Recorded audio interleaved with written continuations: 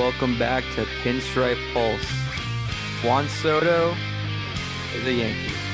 So is Alex Verdugo. You lose King, Higgy, Brito, Vasquez, Thorpe, everybody. Let's get into it.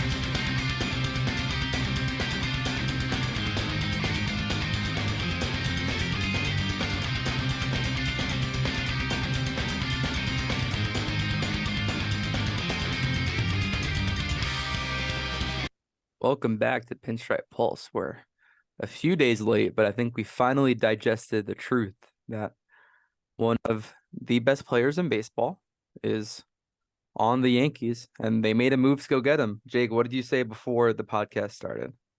We are so back. Hell yeah. The most back we've ever been, I think, in 7 years, 8 years at least, more than that. This is crazy. And we'll break down what the Soto deal really means. And it is just one player, and the Yankees lost a good bit of depth, and we can get into what that means for this team, what that means for their offseason plans and free agency in general. But I think that the big thing that I want to drive home, and I think Yankees fans need to do, is to just celebrate, man. Just like be happy for like a day, a few days. We're recording this a few days after. Stay being happy. Have a good weekend. Holiday season. Yankees have Juan Soto. Other baseball teams can't do this, right? We've gotten mad at the Yankees for so long for not doing this because they can, and they did it. So shut up and be happy. Enjoy it. This is a generational talent. This is a guy who has had Aaron Judge level production through his major league tenure. And he is now at the age that Aaron Judge was when he debuted. So he's put in an Aaron Judge-like career before Aaron Judge even got a chance to begin. And I think Aaron Judge is going to be a Hall of Famer. So I think that says even more about Juan Soto and who we have. It is just 1 year. It's going to be a hefty contract just for the 1 year. Honestly, we're underpaying him. He's on the books for $23 million. Sorry, more like $30 million in arbitration for 2024. He had $23 million last year. But we've been talking about a left field or a corner outfield hole, or just an outfield hole in general. We've been talking about left-handed hitting. There's no better option that the Yankees had available that they could have gotten, and that's Juan Soto. Aren't you glad we didn't trade for Brian Reynolds when we had the chance? Yeah, I'm really happy because I think the return might have been similar to Pittsburgh, and that is the reality of these trades. Now, as I'm not a prospect hugger, I don't know where you stand on prospects. We talk about prospects. We've been talking about some of these guys, but I think the guys that the Yankees gave up, you can love Mike King, and I really love Michael King, and I was praying he wouldn't get included in this deal. Yeah. Our trade was a lot more shallow. Our trade had Clark, Hampton, and one of Brito or Vasquez, and doubling up there. Okay, that's an extra chip. King instead of Clark, I think the Padres made the right move. King has the higher upside, but frankly, Clark has more proven innings, so that's where the Padres are taking a chance. And then Thorpe is a top arm instead of Hampton. But you have to look at the ceiling of all of these guys, and what can they really contribute to a Yankees team? Michael King, you're looking at, okay, we feel great if he's our fourth, fifth starter, right? If he's a third starter on a team, I don't feel great about where the Yankees are. Drew Thorpe, his high end potential is maybe a 3 in baseball. He has really great stuff. People really like how he looks. His velocity does not play great. It plays well in AAA.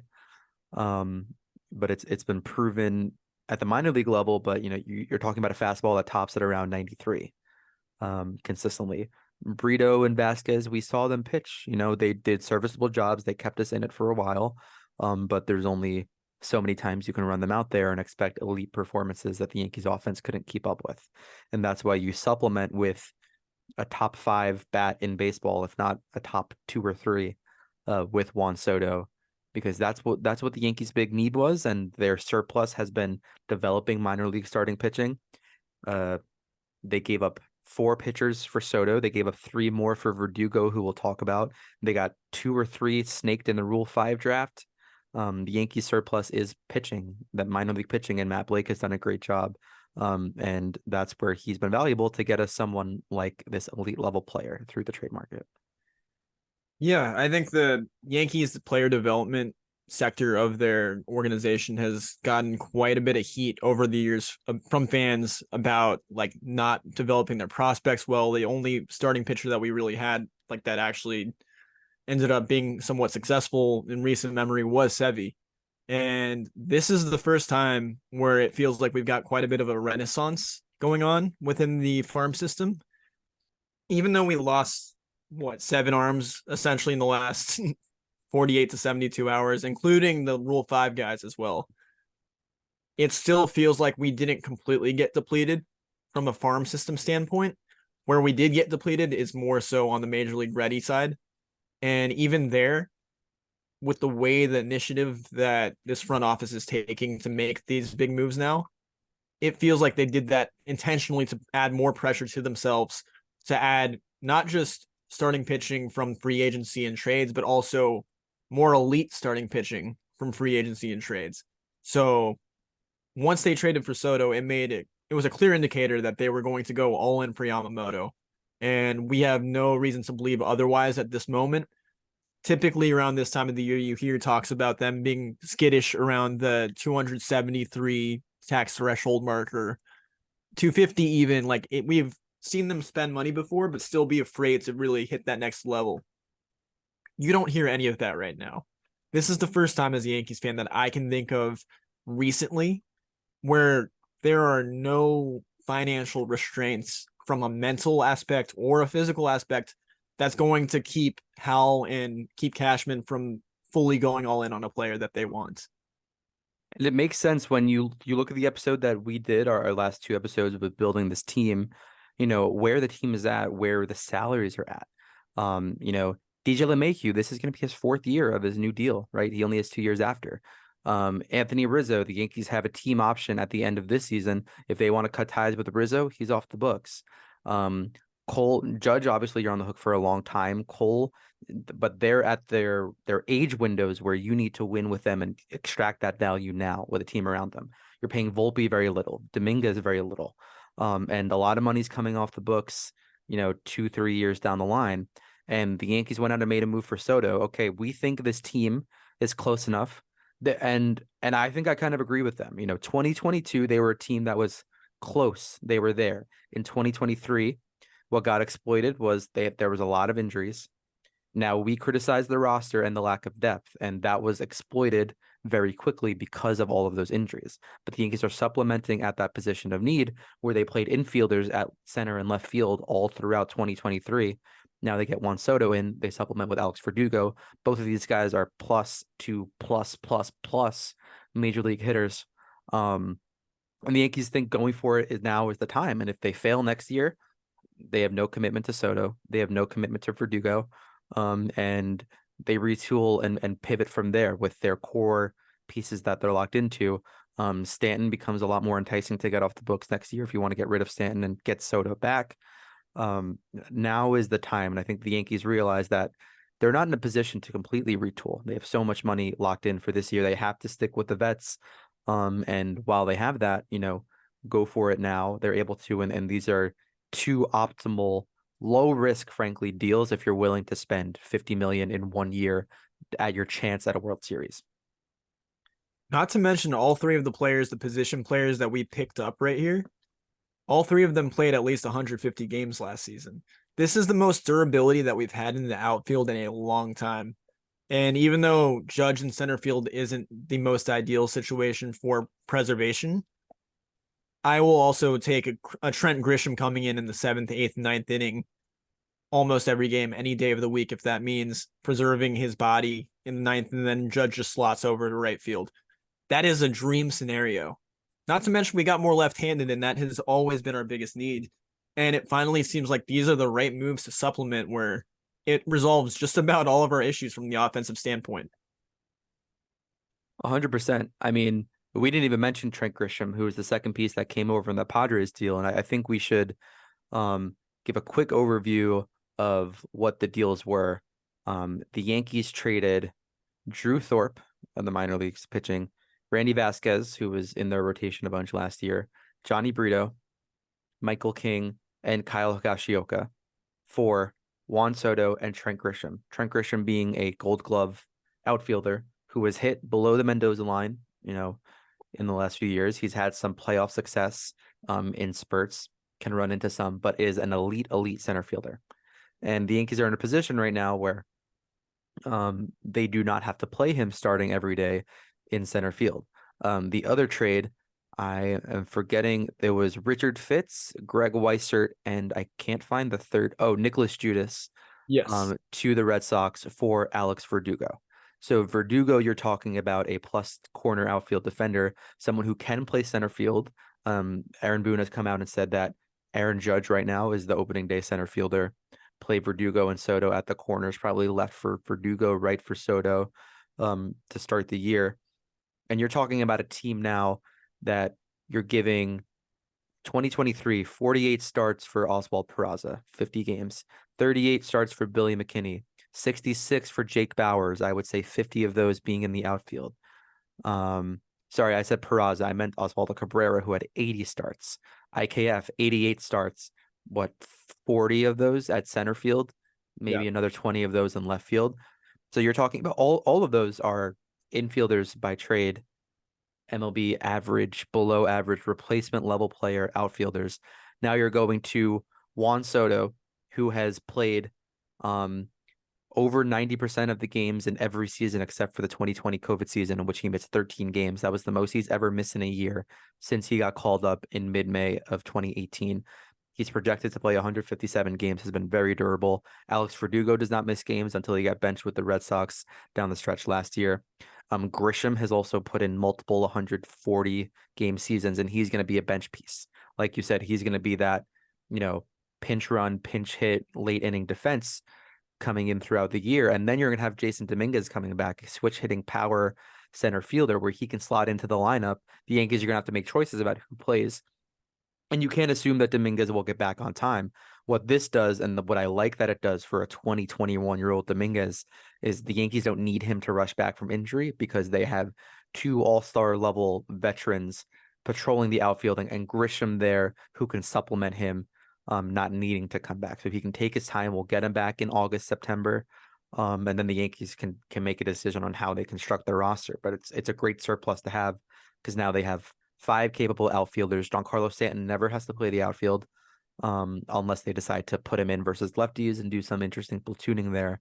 It's night and day from last year. I also love the fact that it almost applies and then also takes off pressure on Giancarlo at the same time, because in one sense, he has less pressure on him to perform because you have Soto and Judge, and that's immediately going to add more runs, just no matter what. Especially if you have guys like Rizzo coming back healthy, DJ assuming that he's a productive hitter again. With Stanton, it's interesting because while he's going to have less pressure on him in that sense, there's also a more chance that he feels obsolete because they don't have a need for him at this point with him being in DH. So he has nothing to lose except for his job, like quite literally except for his job. If he plays and has a comeback season of the year, that's because he had a fire lit under his ass because they actually supplemented with great players, especially with Juan Soto not being the best defensive outfielder out there. He's going to get some reps at DH.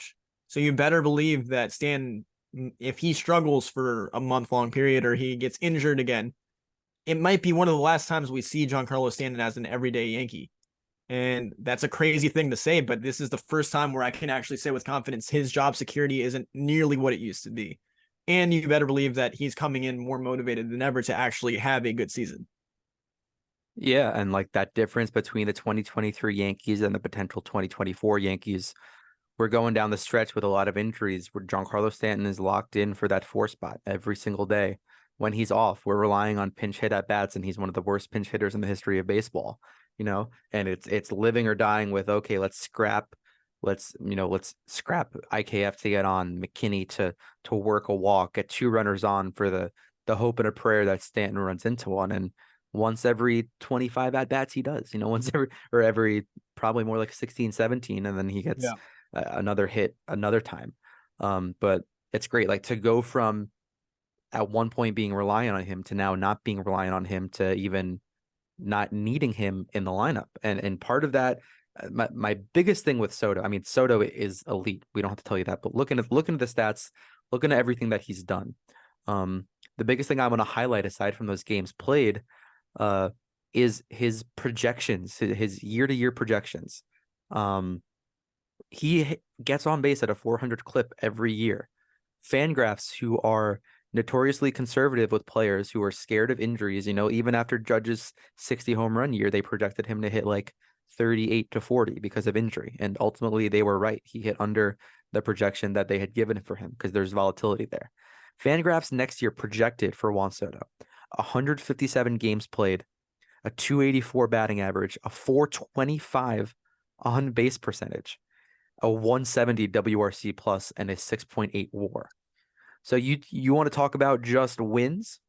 Like, the reason we're so excited, it's just one player, right? And Michael King might have had some more last year. Higgy was an above level replacement player, fringe, 0.2, 0.3. The Yankees won 82 games last year. Fangraphs is saying that we played replacement level left fielders or corner outfielders all year last year, all year. Juan Soto is adding 7 wins under that calculation, and take WAR for what it is, but you made one player, took you from an outside the playoffs team, a 4th, 5th in the division type team, to more wins than both of the World Series participants this year. And that's a huge move that you should be excited about. Between him and Judge, they can have like an 18 WAR next season. That's completely in the realm of possibility. That's crazy. Yeah. And I want to put something to bed real quick because I've heard a lot of fans on Twitter complain about this, and I get it because it's 1 year. First of all, it's not really a rental, right? Because you have a full season, 162 games. It's a long baseball season. Yeah. A lot can happen, especially if you make it to the postseason. So every minute is worth it. We're both Hosier fans. He has a song called Francesca where he has a line, "If I could have you for a minute, I would do it again." This is so worth it to have him for a minute. And if you turn that minute into a full season and continue to sell him on being a Yankee for life, I think that he signs not just maybe not an extension in the season. He'll be quick to sign a contract with them at the end of the season. He already wants to be here. You can tell the way that he's fully rebranded his Instagram account to just everything is pinstriped out. This dude is His photo is fan art picture of him photoshopped into a Yankees jersey. That's awesome. he It's so loves great. it here already. Like you can tell that he's like a giddy kid who's going to his first Christmas, I don't know, carnival, whatever you want to call it. This is the biggest thing that happened to him in his baseball career so far, and he's treating it that way. I think that he's wanted to be here for a long time. And I know that Boris clients typically don't sign extensions in the middle of the season, but if he is that happy here ultimately, and you have guys like Judge, and I don't know if Glaber will be there next year. Obviously, we don't fully know how that's going to shape out, but you have guys that truly love being there as well around him. You're looking at a guy that could spend another 15 years on this team. Yeah, and it's a good reality. And obviously we're being giddy. We're bullish on the trade. And the Yankees can't make that trade and expect that Soto will sign, even given everything that you just said, right? Like he's a client of Scott Boras. Boras is going to do everything in his power to make sure that Juan Soto hits free agency, so Scott Boras can get, $60+ million with that 10% stake, even more he might take out of Soto's deal. And that's all well and good, but Soto has done multiple interviews when he was a kid. Every kid dreams of being a Yankee and, in the DR, that's what they want to be. Every baseball player wants to wear pinstripes. Soto has won a World Series at a young age. He has put together a resume that is unmatched in the history of baseball, aside from the name we've heard over and over again. His best comparison is Ted Williams. And that is insane to compare someone to, and the comparison is apt. The comparison is deserved. But this is the prime opportunity you have to sell him on a fan culture that loves baseball, that loves success, that appreciates good production and talent, which Soto is going to give you. Soto, like you mentioned, his defensive woes. He's not great defensively, but you watch him hit. He gives you competitive at bats and performances every single time he's up. mostly every single time he's up. And I think that's the biggest eye test thing with Giancarlo Stanton is that sometimes he goes up and his at bats look non-competitive, just the quirky nature of his approach and his swing. Juan Soto he commands the plate since he's been a teenager at the MLB level. Like pitchers are pitching to him, like it is his box, it is his plate, and something that you don't see at all. It is a different tier of talent, and like I mentioned, with money coming off the books, you can get Soto into taking a deal. He can push to stay with the Yankees. I don't think it's out of the realm of possibility. Steve Cohen could offer him 18 years and $1 billion. If Soto wants to be a Yankee, what's the difference between getting paid 500 million and 570 million? Your family is set for the rest of your life, no matter what happens. I know the difference is literally $70 million, so don't get at me on that. But that's the opportunity that we have. And did the Yankees overpay for 1 year of a player? Maybe a little bit. But the Padres, despite being in a desperate situation, had Juan Soto. Like they were dealing with the player that can win you a championship, that can add to the lineup. And the Yankees were a woeful lineup, but now they went from woeful to above average, to even great, assuming health. So I think you have to make this move. The Padres did well to get what they got out of it, but they're still taking a lot of gambles. And I don't think those 5 players, Love Higgy, Love King, again, would have contributed to the Yankees jumping to that upper echelon, to that next level in 2024. With those 3 acquisitions, Verdugo, Soto, Grisham, would you say that our lineup right now is more comparable to the 2023 Yankees or the 2023 Rangers? It's closer to the Rangers. It's not Yeah, quite the Rangers, but that the happened. Rangers also had luck and they had guys who ran into it. The Yankees had the opposite. Like I think the Yankees and the Rangers can have similar outputs next year. If not, the Yankees can be better than them next year. Yep. I think the biggest thing was durability and then adding lefty bats. And who's to say that they're done adding too? Mhm. This is the most bullish that the entire Yes Network, anything owned by the Yankees, including the Yankees owners, have been going into the winter meetings. Like every time they talk now, like typically you feel like there's much ado about nothing when Cashman does his press conferences. He's really good at speaking and saying words without having any meaning behind them and just kind of going through an endless loop. Everything he said throughout the winter meetings this past week, including Boone and including Hal, like everything has been pointed. It has been methodical. It has been confident, and he's speaking with conviction.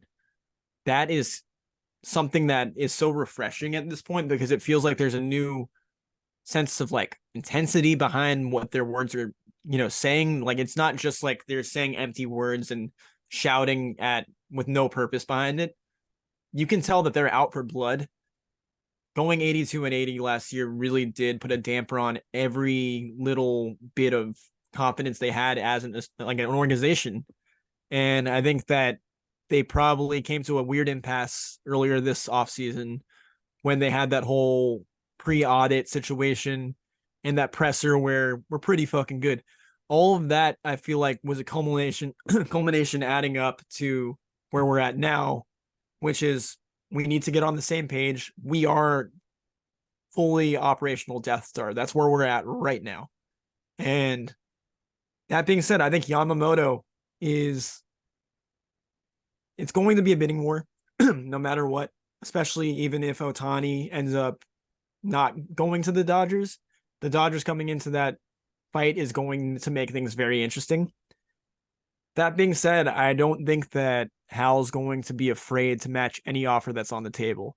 This is a guy that I mean, the last time that we've seen them want a pitcher this bad was Cole. They got him, but we're talking about a 25-year-old pitcher that you can complement and pair with a 25-year-old superstar on the batting side. This is the ultimate duo that you can possibly think of. This guy has the resume of, the Japanese version of whichever Cy Young winner, Hall of Famer you want to think of here. This is the most coveted free agent pitcher in the market in probably a decade. And that's crazy to say because there have been some great pitchers to come out of this market. But this dude, he already lives for the limelight. He wants to be under a big spotlight. Yankee Stadium is a place where he would absolutely thrive. And I'm curious to see what you think about if you agree with that sentiment. I want the Yankees to go get Yamamoto. I'm a bit concerned with where the money is pushing.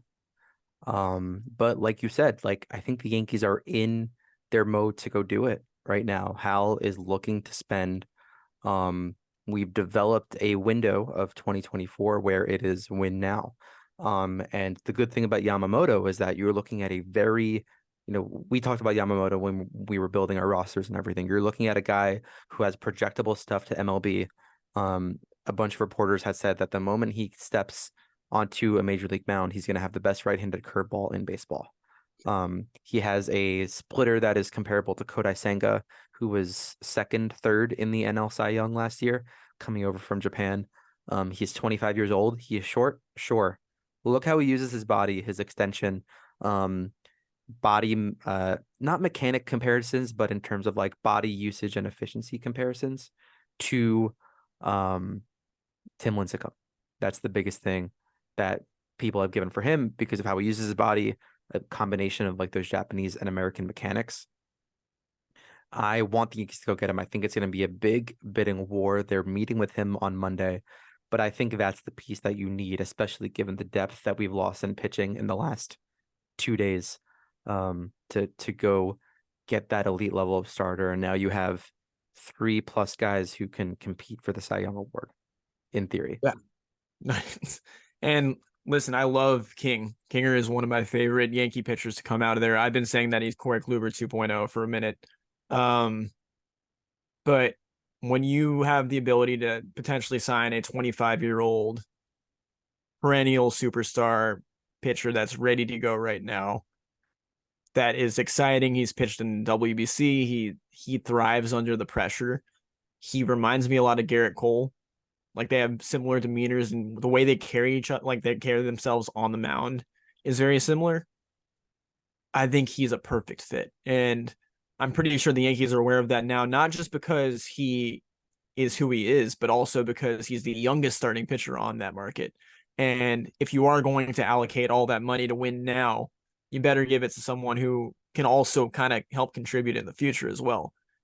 I like Blake Snell, but he's also not going to give you a complete game and give you that bullish start where he can go 9 innings and 100 pitches. That's not going to happen. There's not really another starter on the market right now, despite being a talented market, that is going to give you the tools that he provides. And that's the big thing. I think that the Yankees are well aware of that. Fingers crossed that we end up seeing Ohtani go to the Dodgers because, like I said, if the Dodgers get into that race, it's going to come down, I think, ultimately to the Dodgers and the Yankees because they both have similar prestige in a way. But it's just tough to read. There's going to be half a dozen teams essentially in on him, at least, that are deep in the sweepstakes. But I think it ultimately comes down to the Yankees, Dodgers, and Mets, and then maybe the Giants. But it's going to be a dogfight to the bitter end. I also wouldn't be surprised if we do see a trade with the Marlins, for still an Eddie Cabrera or Braxton Garrett, one of those guys as well that we predicted. Yeah, I'm really excited to see where this pitching goes. Me too. And the one of the questions I wanted to ask, and I'm still going to ask it at the end of the episode, I think, is if the Yankees were done now, how would you feel? And I don't want to get into it yet because I think you kind of just alluded to it. Our starting five right now is Cole, Rodon, Nestor, Clark, and then Fangraphs has Clayton Beeter slotted in. Matt Crook maybe being that swingman. Nick Ramirez is in our bullpen. Things like that we're a little bit short still, and starting pitching is that big glaring issue. I want to talk about those two pieces a bit with the lineup and then pivot to the greater conversation. I want to give an idea of who Trent Grisham is first. Trent Grisham, in his last few years, has been sub 200 batting average.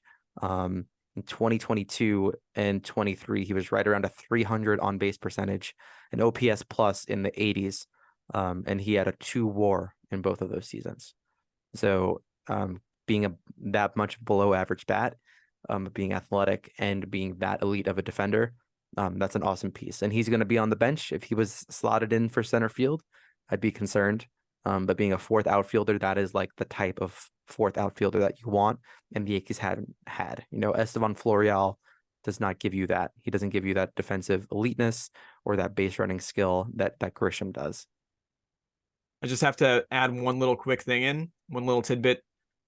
We pretty much had the righty version of Grisham last season starting for us in center field last year with Harrison Bader. So he's playing essentially the same role, but significantly less reps. Yep, exactly. And then Verdugo is an interesting player. This is a guy that in 2019 and 2020, his first 2 years as a Red Sox, we're talking like a 115 plus OPS OPS in the eights. A guy who was hitting around 300 his last 3 years with the Red Sox, despite hitting around 280, 270, an OPS plus right around the league average of 100. Doesn't have a ton of pop, but is a lefty bat. Did play at Fenway. You're talking, 10 homers a year or so. A guy who had plus defense playing in a big right field at Fenway Park. What do you think we should expect of Verdugo for next year? How much of an upgrade is he? From a baseball perspective, he's reliable. I think that he is at minimum a league average bat. He does have, I believe, really good bat to ball skills. He's going to put the ball in play a lot. He probably has a little bit more power in the tank, and now that he's going to be in a stadium where there is a more let's call it what it is, a short porch, he's going to have the opportunity to hit the ball out more that way, but he also is good at hitting the ball the other way. So like, I don't want him to deviate too much from that game plan. I think that this could be a really good pickup where the dude plays 150 games and he ends up hitting anywhere from like 14 to 18 homers. That's around 275, 280. No crazy OPS or anything, but like you're looking at like at least it's like a 750, 760 OPS guy. And trading for him now, that beats kind of going out and signing a Kevin Kiermaier, in my opinion. Yeah, and they only get 1 year of him. They're locked into him. You mentioned from a baseball perspective, he's reliable. The personality, maybe not the most consistent. I know he had some issues with Alex Coren with the Red Sox. I think he'll like the atmosphere that the Yankees have unless the fans turn on him. So I would caution any fans to avoid boos early. I think he can turn on the team quickly. But if you get behind him, I think his spirit is actually something that can be electric and really positive. You're talking elite bat to ball skills. If you remember the 2021 playoff run for the Red Sox, he was very potent in the middle to even to the bottom at times of that lineup. Because of that runners on base skill, he strikes out less than 16% of the time. Consistent 300 average. I think he's going to be a really strong bat. He's similar to Andrew Benintendi, honestly, in a lot of those ways. If anything, even stronger, even more power potential than Benny had, an even better defender. He has a solid arm. So I like him, and I'm confident with him playing 150 games for the team. And that puts our lineup into a really comfortable spot. So Fangraphs has our lineup now, and we'll break this into two parts. I'll go in their order. DJ at third, Judge in center, Soto in right, Rizzo at first, Glaber at second, Verdugo in left, Stanton DHing, hitting seventh, Volpe at short, Austin Wells and Trevino platooning at catcher with Peraza, Oswaldo, and Grisham on the bench. How do you feel about the offense? I feel like some of those bench pieces might be moved for one. I think Peraza is as good as gone. I just have that gut feeling. If he's not starting, then he's a bench. He's going to be on another team. That being said, I think there are some good things in there. I think there are also some question marks. I'm not sure if they're going to put Stanton in the 7 spot. I feel like 6 might be a little bit more realistic because he still is Giancarlo Stanton, especially if you're getting anything remotely productive from him. Um, I also believe that you're probably going to still look at Judge hitting behind Soto. So maybe like Judge 3, Soto 2, if you're not leading off with Soto. I would prefer to not lead Soto off because I would like someone to be in front of him so he can accumulate those RBIs and whatnot. But he's going to walk so much that there's so many different ways you can spin it. I think our biggest question mark right now is who you're going to put at lead off because there are like a bunch of different options for the middle of the order. Like I'm fine with Rizzo still cleaning up, behind Judge. Um, it's also is Judge willing to go from 2 to 3, and is Soto willing to go from 1 to 2 or 2 to 3? Like there's so many different little things that are going to have to be rearranged in order to really find the feel for this lineup, and I hope they get to do it sooner rather than later, and not have to have every game be a new experiment. Yeah, I see that. And I think, Peraza is that big piece that has the most tradable value and probably someone who can start for a lot of major league teams, depending on where they're at in their development. Um, if I'm being honest, I'm fine with where the offense is at. I'm comfortable with that being the bench. Grisham being the veteran outfield piece. You have utility infield. You can play Peraza a lot at second, third. There's going to be inevitable injuries. I think Peraza probably gets 80 games next year if he's on our bench. And I kind of like that for him. He can even play some short if anything with Volpe happens. Um, so I like having that versatility of like an elite shortstop defensively on our bench still. But what I can see as the advantage is that we're really short on pitching. And like I mentioned before, Cole, Rodon, Schmidt, Nestor, and Beater right now. Beater, who is not even tendered on a major league contract yet. I think he's on the 40 man for Rule 5 reasons. But then our bullpen, having, Ramirez, Crook. I know we had Marinaccio, but I could see him, Peraza rather being flipped for some pitching if we can. I know we had Glaber going out in favor of someone like Braxton Garrett or something. A lot of that was to clear up salary that we had imposed on ourselves that I think the Yankees hopefully don't have. I mean, they don't have Jung Hoo Lee as part of this equation. But Verdugo makes just as much as he would get AAV wise. I would like to keep Glaber in the lineup if you're going to run the 1 year. Yeah. You have Soto, you have Verdugo. I think Glaber now fits into that plan. Even if you don't commit to him for the future, he's off the books. And then you see what he gets. You give him that third year, that increased sample size of consistency. If he's like he was last year, you keep him. You shell up the money. As opposed to taking that risk with Peraza because the Yankees are in a win now mode. Glaber is closer to that win now player than Peraza is. So, but I could see Peraza being the most valuable piece to flip for a 4 or 5 level starting pitcher. Yeah, no, 100%. And ironically enough, it looks like Jung Hoo Lee might make his way to the Padres. I know they have significant interest in him, so he's effectively replacing Soto, because they do still want to remain competitive. Grisham, he's replacing Grisham. Is he? I guess so. I mean, the thing is, he can play all around. He can play all 3 corners. Well, they're And empty there. I think he's going to play a lot of center if he goes there. yeah, true. Either way, he's going to be replacing at least one of the 2 outfielders that we managed to snag away from them. But it's interesting, man. I think that I'm I would be very satisfied. I think they're on a fast track to the best offseason that they've had in terms of acquisitions since 2008, which is nuts. So that's my But last question, I think. Oh, go ahead. Finish your yeah, point. but like still, I could also see how there's so much unfinished business that it's hard for me to rule out things. And that's why like I am still in the mindset that even though Verdugo fits well on this team ultimately, I think he could be very productive for us. And he has a good track record of being a consistent player. There's still always that possibility that he does get flipped in a deal and you somehow end up with the Cody Yamamoto of it all, where you get Bellinger and Yamamoto. And you like if you're going to spend, you might as well go balls to the wall, right? Do I think that's going to happen? No, but there's always that opportunity for it to happen. And with the way that they're operating right now, it's hard for me to rule out any possibility. I could also see like a Corbin Burns trade. I can see a Shane Bieber trade. There are so many different avenues that they can go down to make this roster even better than it is right now. And that's what makes this offseason so exciting. This is the first time where we really feel like the opportunities are endless and they're actually going to be thorough and looking and exploring every avenue. So I have two takeaway questions. Yes. My first question is, if the Yankees are done right now, what is their grade? And grade that from 0 to 100 wins.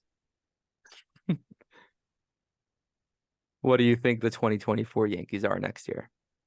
Clayton Beeter and Will Roarin, man, would have like so much pressure on them. Oh man. I think because you don't have you only have what, three starting pitchers essentially right now, four. Or Clark's there. Yeah, Clark's there.